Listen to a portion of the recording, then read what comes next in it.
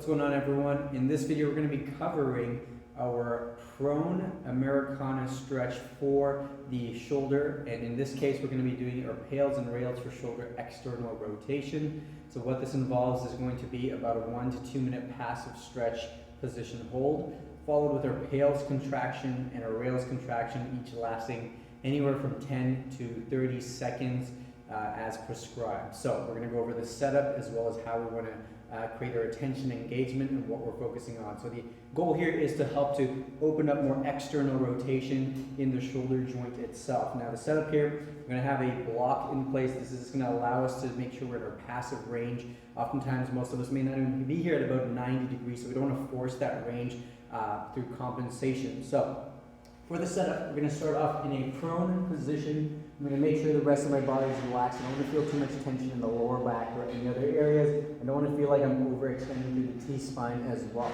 Now, for the setup of the arm that we're working on, the shoulder we're working on, I'm going to have that elbow set at about 90 degrees. I'm just going to rest my arm on that block. You can see this helps to rotate my shoulder down to the ground a little bit as well. Because if I was forcing to start from here, if I don't have this, I may notice I'm going to get a lot of pain, maybe some discomfort, tension there that we want to try and avoid as well.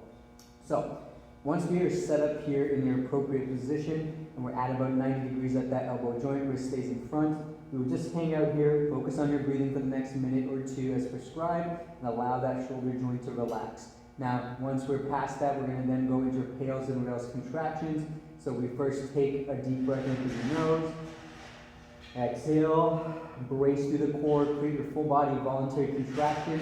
So I'm gradually going to just create tension and force through the body here, get into about a 7 or 8 out of 10 squeeze. And then for a PAILs contraction, I'm going to focus on engaging this side of the tissue in the shoulder. So it'll look like I'm trying to go into internal rotation. The floor is acting as our block, so I'm going to just gradually push harder and harder into the floor for about 10 to 15 seconds.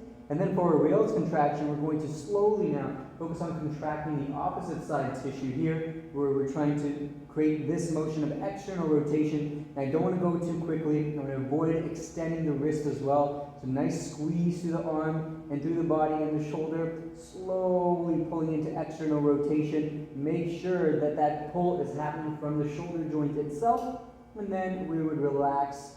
Take your 20-30 second rest here as needed, and then repeat for the prescribed number of reps. So once again, pushing down, following with that pull away.